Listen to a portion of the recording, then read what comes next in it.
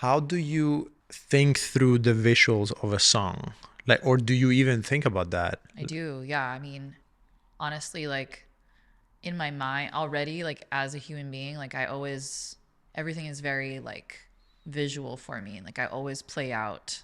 It already is like a cinema, like in my head, you know. And so even when I write a song, it's like, how would this look visually? Like, how can I tell this story? And like when people listen to it, how can they just like create this like tangible thing in their head, you know, or like something they could actually like see um, in real life. And so the older I get, the more confident and I am in like my vision too. As I'm growing up, I mean, being more comfortable in my skin, it's easier being vulnerable. And I'm a pretty honest person and pretty truthful. I just want to make sure that the vision comes across right. I'm still sticking to like the artistry, and I guess I get in my head sometimes like, are people gonna get it? Like, you know, is it gonna represent me well?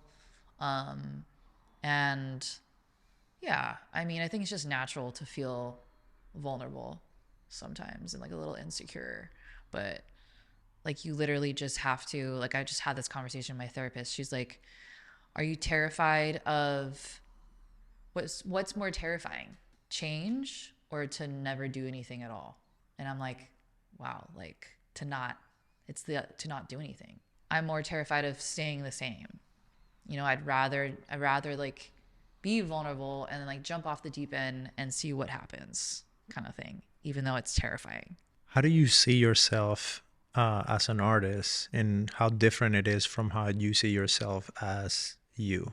To be honest, like me as an artist is actually represents who I really am to my core. You kind of like put on like a persona and you kind of like have your alter ego kind of thing. And I feel like that's literally like who I actually am in society, and like in reality it's like, I don't know, you have to like sometimes like dim your light a little bit in the normal world. And so like maybe I'm not as outgoing or like extroverted like on my day to day, like the normal me. I do think like being an artist and singing and finding love in singing has like saved my life and has changed me as a person too. It has made me more confident, and I don't know, just like it's been my like my saving grace when like everything else doesn't feel good in my own world. Like music has like took me out of that and like gave me purpose. It's pretty, I was thinking about that today in the shower. But yeah, Sierra, this girl is, and the artist Sierra Blax, I don't think we're that different. I have more confidence as Sierra Blax, but I think that's once again like pretty natural for artists. It's very interesting. I'm always curious about the mind of an artist and Mm-hmm. that dichotomy between this persona that you have to create to be and become, and this person that you are like at your core. And Yeah. I experienced that with myself too, because the person I am, like when I'm on set and I'm directing, is the axe. It's Yeah. like, Totally. and then me like with my close friends and just Axel. It's like Yeah. very like, Chill. yeah. I think you're chill I in am both very chill. ways. Yeah, But you have to put on like the director hat and the producer hat and like be yeah. professional, which And I is enjoy different. it. Like, Yeah. it's the best. Like, Yeah. to me, the best time, like, is there are two, I mean, there are two or three moments that are really beautiful with what I do. So, the moment I listen to your song for the first time and then my brain just gives me ideas, Mm-hmm. that moment is beautiful because Mm-hmm. it's like very exciting, Mm-hmm. very like addictive. Yeah. And then in the middle of it when I'm filming, like that part when I come around on the camera and you look over and then I move to the side and the sun comes through, and Yeah. inside I'm like, fuck, this is good, this is good, Yeah. this is good. So that's very exciting. Ugh. And then the ending part of like when I was showing it to you and then you see the images and like, and it was funny, my brother was telling me when I was editing, Mm-hmm. I would like I'll be editing and then I would just be like, wow, this is so cool. This looks so pretty. Because I get a lot of satisfaction from beautiful imagery. Yeah. Yeah. I don't know why. It's like I guess it's probably the same for you musicians, Mm-hmm. like you guys with the music. Like you hear some certain combination of music, and it's like very rewarding. Yeah. I mean, it's like a transcending feeling. It's like you're really tapping into like, I don't know, like something different, like something spiritual. And like I agree, like when I see really beautiful cinematography, it's just like it's mind blowing. Hmm. You know, it's like I don't know, there's something just so beautiful about it, and I can see like how as creators, like you have an idea and then you bring the vision to life is such a cool thing. It's wild actually. And that's it becomes addicting. That's why we do it and we keep on doing it. And it actually like it keeps us going too. Hmm. And I always tell people, I'm like, find a hobby, find something that makes you happy, and like just try to do it every day because like you have to have some kind of purpose. Like create something, like do like make pots or something. I don't know, you know, it's like when you design something and create something, there's just something so yeah, satisfying about it. Hmm. And I think we're just human beings that like have to like I don't know, stimulate ourselves to be in this, to make this world feel like there's purpose of being here. Yeah. I don't know. So Yeah. what was your vision with the song Past Noon, and like how did you come up with the lyrics, the melody? Tell me a little bit about that. I guess we can start with like, I do struggle with depression and anxiety. I think I didn't have a song on the album that like really encompassed that. And one day I was just like on my guitar, like writing. And this was like a week before I was going to go to New York to produce the album. And I needed like one more song, but I didn't write the song in like the hopes of having one more song. I just wrote it. I came up with the verse and the pre-chorus, and I was like, I think I have something here because I was feeling just so down that day. I think I literally woke up at like 12:30 in the afternoon, and I've always been so hard on myself. Like my parents always taught me like wake up early, like be productive, have good work ethic and everything. But like I said, I struggle with depression. There's some days where I don't want to get out of bed. And so of course, like the one thing I do when I'm feeling low, I just pick up my guitar and I just write, and not with any kind of like intention of it being something I don't know that I could use for a song, like for an album or EP, but it's more of like a therapeutic thing. And so I wrote the verse and I showed it to my producer, who's a good friend, Tim Rose, and I just played it for him acoustically. And he's like, this is it. He's like, what? This is the song. And then like I finished the chorus like that same day, and he's like, perfect. And so we took it to New York, and him and I wrote the second verse. And let me tell you, it took us it was like we were there for like 5 days working on like five different songs, but we took three we wrote the second verse and like the bridge in 3 nights, like after we recorded all day. And every night we started to write the song, and we just like we started ball crying. Like we just cried the entire time, like writing this verse. I think we were just both like in an emotional state. And we just brought up a bunch of things. We're like, what makes you feel, who in your life makes you feel like your purest form? Who in your life loves you unconditionally? And I was like, my mom, my dad. Like, I hope. I think they do. And that's when we like wrote the bridge, because the bridge was like this beacon of hope and inspiration to like get out of bed, or like even if you don't get out of bed, like when you do, like just remember like there are people who love you. And so we were just getting so deep into that concept. And that's kind of like, I know like John Mayer does this in his songwriting. Like he'll switch up the meaning at the end of the song sometimes to where it's like, oh, now I've, and it's kind of like, it's like a movie. It's like, here's the inspiration, here's like the beacon of hope at the end. Like, it doesn't have to be this like painful existential dread. But yeah, and so it was definitely a collaborative process of writing the song with my friend Tim. And then when we took it to the studio, we showed it to the guys, Andrew and Max, and who are the producers. And they were like, "We love this song. The song's beautiful." And we just worked on it all day towards the end of the week. And we just were like, let's just keep it simple. Like just a little bit of keys, guitar. Tim played the guitar beautifully. And yeah, it's definitely like this song is so important to me. And I think is, it's very relatable. I think everyone experiences low points in their life. And I just want everyone to know, like, it's possible to get out of it. The curious thing is that to me, it was like a happy song. It sounds happy. Yeah. Yeah. Uh, the way I describe it is melancholy. That's what Yeah. I kept telling Noelle when we would talk about the Yeah. video. Yeah.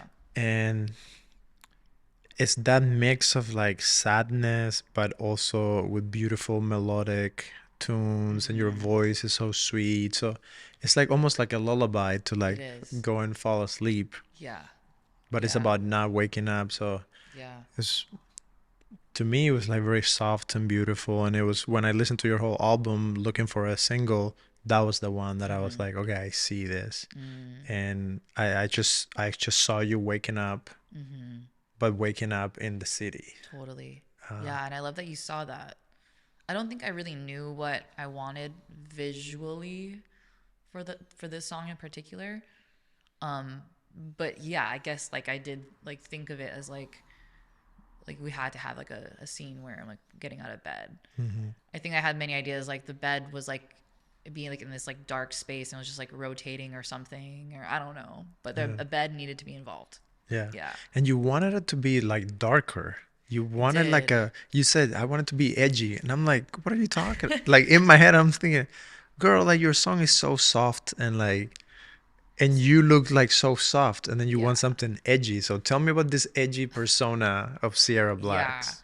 I just feel like the person I'm talking about in this song is this sad person that is dealing with the devil and the angel on her shoulder, and like, and then I wanted to just like, the song sounds beautiful, but I'm also like a complicated and like weird person. And so I'm like, how, and sometimes my ideas like are totally off into space. And so I have to have people like you and my other like friends are like, no, come down to earth. Like, you see what you're doing there, but come down, hone it in. Um, but yeah, I think I also wanted to like to represent like me as an artist where I like do have like a little bit of edge and a little bit of funkiness. And I kind of wanted to still show that like in the video. I didn't want it to be like totally angelic. And I think that's kind of where I was coming from, but I think you nailed it though with Yeah. like the downtown scene and the lights. I think that's just all I kind of wanted was like just like this little like moment of like darkness and like what makes what makes you feel like you need to go and I don't know, self-sabotage sometimes. But How do you deal with your darkness? sometimes I don't deal with it and sometimes I do, but I'm learning how to deal with it. Um a lot of it is, there's a lot of things I've been doing lately. Therapy, and I've been I realize like there's things that make me feel humbled. Like I'm from Hawaii. I grew up in Hawaii, and I surf, and so like when I'm surrounded that by things that are bigger than me, Like when I'm out on the water surfing, I'm in that territory. Like this isn't, I'm off land. Like this isn't my territory, you know? And like you have to read the waves, you have to be conscious, you have to be present. And and if you don't, then you could really hurt yourself. You could hurt others. It's like I kind of just take that as like a metaphor of life. Like I try to surround myself in environments where that's bigger than me, where it humbles me. And then I realize like, okay, things aren't that bad. You know, like be grateful. And it's easier said than done. I think some people struggle with like a chemical imbalance in their brains and their chemistry and their bodies where sometimes you really don't have control of like those thoughts. But I just always like the best thing to do is like literally just get out of bed and like just force yourself to get out of bed. Mm-hmm. And like that's just kind of how I deal with the darkness. Or or I call up a friend and I go, "Hey, do you want to go to Jones in Hollywood and drink martinis?" So there's two ways. You know, you just hope for the best. You know, give me the truth. Give me the real. Like Yeah, I like the martini the thing. martinis work. I bet you do that way more than But then the you wake up the next morning, afternoon. afternoon, and the darkness is even darker. So Hmm. I think I struggle with balance, but at the same time, I think I'm okay with it because like I'd rather have, you know, like if in the moment I'm like, "Girl, what are you doing? Let's go get pizza and drink martinis." You know, or like that's what I felt like doing at the time. And I'm not going to hold myself back or like be hard on myself. You know, I think being hard on yourself and trying to be perfect is just some that works for some people, but it doesn't work for me. Like I just do what I feel like doing when I want to do it kind of thing, and it gets me in trouble with myself sometimes. And I bet with other people. Yeah, exactly. But yeah, you know, but then you get like then you end up going to like a house party late at night and you like have the best time of your life and have so much fun, and then you get inspiration and you write a song. And then you wake up in a You wake mansion. up in a mansion and then So tell me about that oh song, the wake up in the no. mansion. Tell me the story behind that I'll tell you song. the PG story. No, well, fuck that. I PG-13. no R-rated story. This is like we have no censorship here. You can curse, you can talk about sex, drugs, alcohol, Okay. whatever. Okay, we're switching up the vibe. Perfect. Oops. Yeah. Okay, so I wrote that song when I was like 22, I think. And I was wild in my 20s. How wild. Uh sorry, mom and dad. I don't know, just like have fun. Like me and all my girls like had fun. Like we went clubbing. I lived on Oahu. I went to University of Hawaii at Manoa. I was in music school. Everyone, you know, I was during the day I was this like music kid, had to be like proper and stuff. And then at night I was like at the bars, you know, drinking with my friends and like also gigging too, you know, and like that's a whole nother life. And so anyways, that night me and my girlfriends all went out to a club and we met these guys from New York and we're all Hawaii girls. Like we don't meet New York guys in Hawaii like that often. So we're like, this is fun. And they're like, I think one of the guys' parents own like Swiss Army knives or something. I don't know. And that was like the first time like meeting people and going, oh yeah, like that's crazy. Like people are rich. Like then you move to LA, it's like everyone's parents like own something. Like, oh, I own the storage. Like my parents own the storage units. Like we're Hmm. bajillionaires. Like, but we're not used to hearing that like from Hawaii. Anyways, so they're like, come to our house up in the I forget where it was, like on the east side of the islands, like up on the hills and stuff. And we've never been up there. You can't go up there. So we're like, let's go. And me and like 10 of us girls go with these like dudes nice guys. They're good guys. But we go up there, we're partying up in their mansion, and all the girl I don't even know if I want to tell the world this. Whatever. All the girls leave and I'm like, I'm staying. Okay, and there's one thing you need to know about me. I'll be the last person at a party. Like there's something wrong with me, I think. I'll be the last person there, but I'm getting better at that. Um, so I was like, you girls leave. I'm having fun. Um, and then the next day, oh yeah, I graduated college at this point because I worked at this breakfast spot. I was serving tables at this breakfast spot in Chinatown, downtown, and I had to work a morning shift at like 7:30 a.m. Why did I go out the night before? I don't know.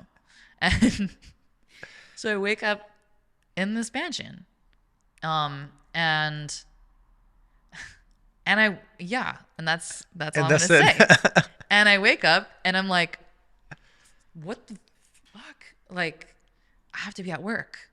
And I look at my phone and I'm like, it's 9:30 and I have to be at work at 7:30. And I'm like, crap. I need to call my manager. And I call him and I'm like, I'm so sorry. And at that time, he was just like, typical Sierra. Like, of course. But like, it's so funny. Like everyone is always like typical Sierra, but everyone, not to toot my own horn, but everyone just loves me. So like, I think I take advantage of that and like didn't get fired, thankfully. But he's like, whatever, just come in. Actually, I was working at double that day. He's like, are you gonna make it to your night shift? And I was like, yes.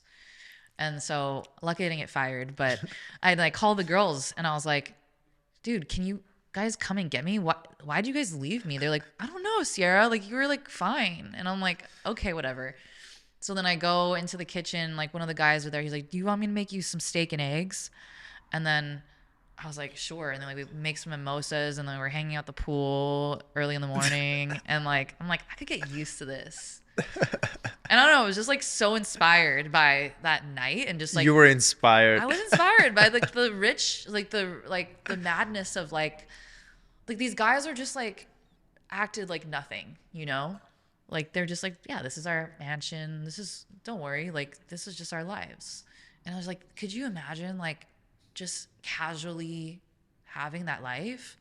And so I just was inspired by that. Like, what if, like I woke up in a mansion and no one knew my name, but like, and I don't feel the same because like, forget my old life. Like, this is nice. I might stay here.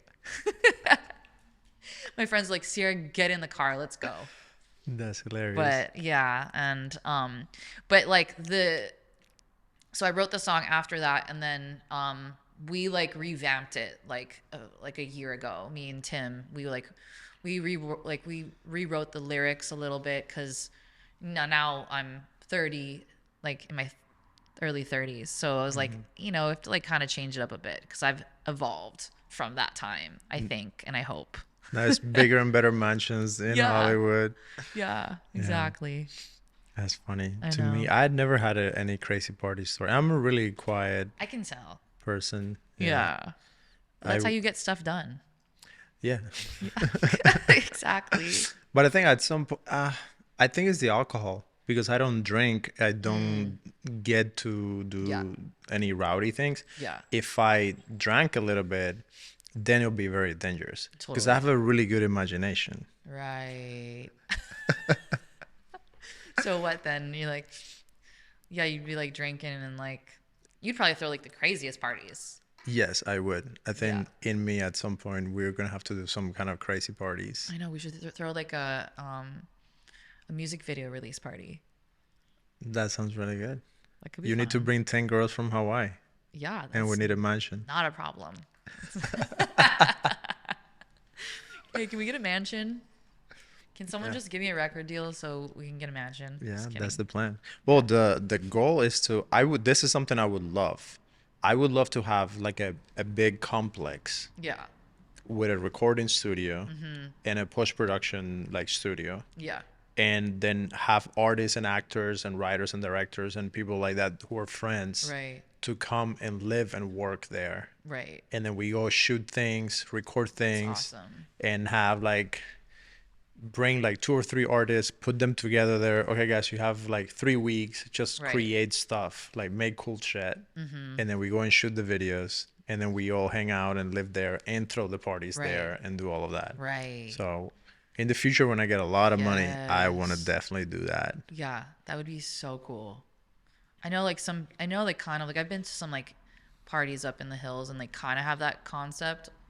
Um, but they're all kind of just like crazy, wild young kids where I'm like, it'd be really cool if like we're a little bit more like professionals hung out and like, you know, Get stuff made. get stuff done, actually get stuff done and like really cool things and Do really, you struggle with like completing songs and I would, yes and no. I'm like, okay, like I'm a wild, obviously, like talk my wild side. I have a wild side, but like I have really good work ethic. I might be a procrastinator, but like I usually get things done. And it's important to me. But there are times where I mean I write like songs all the time and if it ain't it, then I'll be like, okay, moving on, writing something new, Mhm. you know. But for the most part, I really do like to finish songs, even if they're really like not going anywhere. But yeah, I think it also helpful to have a partner, you know, like have a collaborator with you to like you guys can both be like, okay, let's get this done. We feed off each other and our ideas. Um, we're both, you know, like have accountability. I can't even say that word right now. Yeah, it's hard to do things on your own all the time. You kind of need some push. Yeah, Yeah. my struggle is overcommitment because I have way Mm, too many ideas and I get yeah. excited. I get really excited about new ideas Yeah. and and also I want to take them and make them big. Right. So like with the music and everything, it was like I would love to do more music videos. But then my brain is like, no, let's do a record label. Let's have like all these artists. Let's like go big Mm, and do merch and I like feel have you. a network and like Yeah. so that is my problem that I really like to think big and then Right. commit. I do have good work ethic and it's really hard for me to also finish projects. Mm-hmm. Uh, I think the strategy that I use is I just commit to people. So like with 100%. you, I tell you, yeah, the video is gonna be out Yeah. in a week, and then even as a trek for myself to sit down and actually get it done, Yeah. it was like, okay, when we shot it, okay, the release date is gonna be on this date, and even if it's a deadline that is really ambitious, I still do it. That Mm-hmm. way I know that I have to force myself to Yep. like get out of bed and like get it done. Yeah. Because with this video, like we just finished, we just released it, Yeah. it just came out, I and love like that. I got up at 5 this morning to finish it because then we have to come here and do Right. the interview. Right. But forcing yourself to do it that way, that has helped me a lot. Totally. When I finished my feature film, it was kind of the same Yeah. scenario. We picked a date and we went and booked the IMAX theater and we started telling people it's on this date and then it was like shit, Yeah. like You have I to. have to do it. Totally. So that's something I would definitely recommend to people who are creative because at least for me I just get excited with new ideas. How stressed do you get though? Do you get stressed? I don't get stressed Good. anymore. That's good. No. I mean I only get stressed about doing work that I don't like. I feel that. Oh, I feel that so much. So I carry a lot of stress in my life on a day-to-day basis, Mm-hmm. but it's because there are things that I have to do that are just not creative. They're just part of work Right. that I have to do. Right. But this, like working on your video, that was like my dessert. Like I would Totally. go do the other Mm. things that I had to get done, and then my reward was to like sit down and look at the pretty images. And Yeah. then there is a section there where it's like, okay, we have to sync up the sound and like just the grunt work of Right. the edit, Right. which nobody likes that.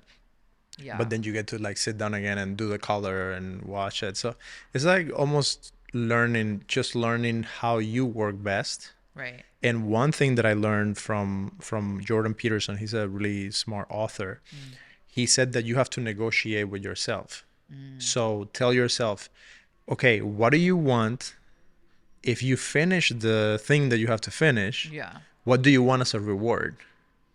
Right. And then give yourself the reward. Mm. So for me, it's like sometimes it's a like a nice coffee is my reward. Sometimes it's like a nice meal is my reward. Like if you do this, you Totally. get to do this, or Yeah. like going out to see a friend or going out to like for me to go out, like if I haven't done something hard or like some finish some difficult Right. project, I don't feel great. I don't enjoy it as much. But then like tonight, like I feel so good today. Today is like we're doing like 3 podcasts. We finished the music video. Right. Like I'm good. Like Yeah. You tonight killed it. I can go for the pizza and the party. Yes. The pizza and the martini. Yeah. No martinis for me. Like no alcohol. Just put some water in it. Yeah. Yeah. Yeah. I can do sparkling water in a fancy cup. There you go. So martinis is like your drink No. of choice. No. What's your drink of choice to get blasted? Tequila. Tequila. Yeah. Definitely like I'm trying to ease on all the alcohol cuz I don't think it's, it's not good for you. But, you know, sometimes a shot of tequila feels good. Yeah. Yeah. I definitely have to like when I'm playing gigs, like the other night I played a gig and my throat literally was like closing up. I don't know why. Like I just had this like I think it's an anxiety thing. I don't know. And I was like, all right. And I wasn't gonna drink. And I was like, all right, well, I need a beer. I don't know, just like eases maybe the nervousness or something. I Yeah. probably still have nerves Yeah. when I play, and especially in the beginning of the set. Um, but yeah, I mean, tequila, maybe a beer. If I'm going to Jones in Hollywood, have you ever been? No. Giving them a big shout out right now. Um, but they're the best. And they have like happy hour pizza and pasta that's amazing and dirty martinis. And like that's the only time I'll drink martinis is when I'm Okay. there. Because it's like a staple. Okay. So I I'm like a think novelty person. Like I'll go if that's like the novelty of it. Yeah. good. Yeah. Well, Sierra, we'll have to go there sometimes Yeah. and Let's celebrate. go. Let's go. We'll bring Noelle and Joanna and Yeah. everyone that's worked on the vid. Yeah. It'll be fun. I think that sounds like a plan. Yeah. Awesome. Well, thank you so much for coming on the show. Thank you for having me. Yeah. I really enjoyed it. It was awesome. Thanks for Yeah. having me. Thank you guys so much for watching this episode. If you liked it, please send it to a friend, share it with someone, and I hope you enjoyed it. We'll see you on the next one.